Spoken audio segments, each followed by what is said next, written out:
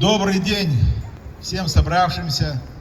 Позвольте, я зачитаю наше обращение, а потом скажу буквально несколько слов.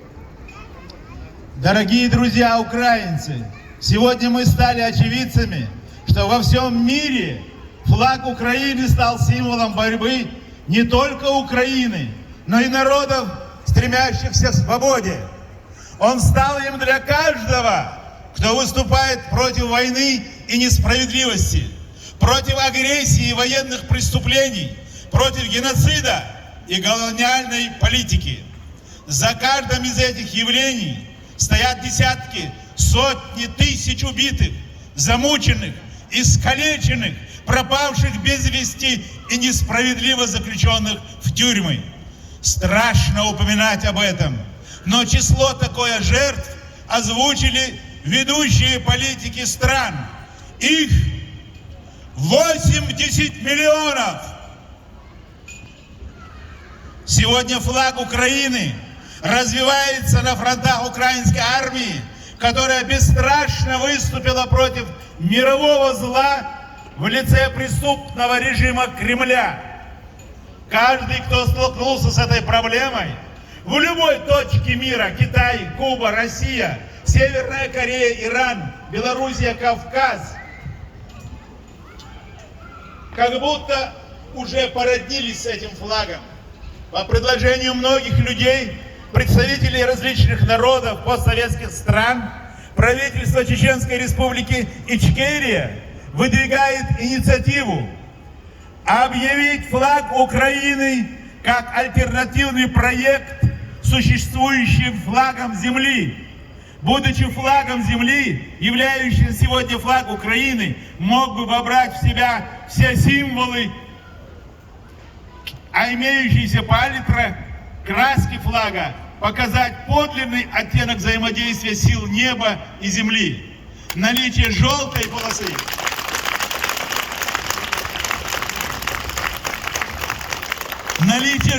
полосы обеспечен мнение жизни и земной благодати, а синяя полоса – небесный свод, под которым зарождается жизнь.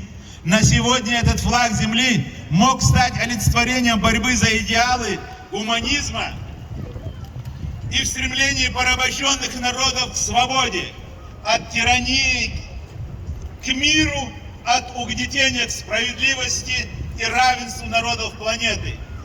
Все люди нашей планеты ходят под одним солнцем, под одним синим небом, по одной благодатной земле.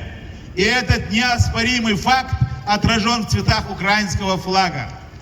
Тот флаг, который знает мир и под которым выросли целые поколения людей, декларировали «миру мир».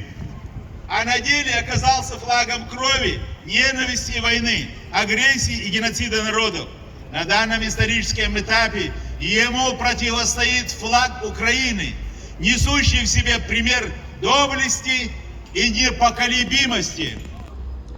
Правительство Чеченской Республики Ичкерия обращается с инициативой к угнетенным народам и мировой общественности, к борющимся народам и защитникам свобод, к лидерам стран и международным институтам сделать новый флаг планеты, сине-желтый флаг Украины. Председатель Кабинета министров Чеченской Республики Ичкерия за рубежом Ахмед Закаев.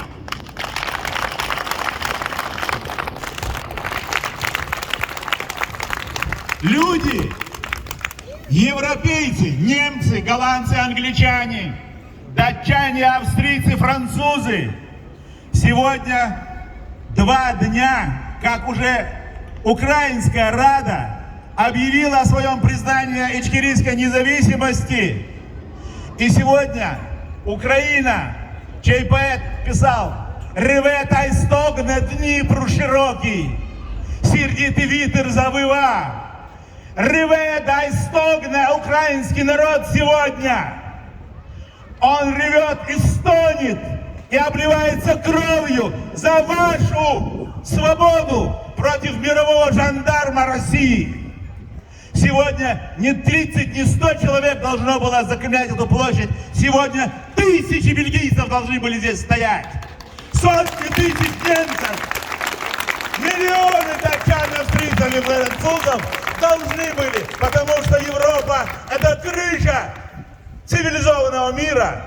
Вы сегодня приняли сотни, миллионы, тысяч украинцев. 20 лет назад вы приняли сотни тысяч чеченцев, которые нашли здесь кровь, пищу, мир, понимание нашей боли. Хватит! Хватит! Сегодня вся Европа должна встать на защиту Украины. Вся, до единого. Сегодня должны поддержать Раду Польша, Бельгия, немцы, австрийцы, французы, датчане, голландцы. Сегодня они должны сказать: да, Украинская Рада права. Она верно сказала сегодня за Ичкерию. И сегодня объединить всех людей, которые хотят мир и справедливость, в один мощный кулак, который ударит по агрессии. Спасибо за внимание. Слава Ічкерії!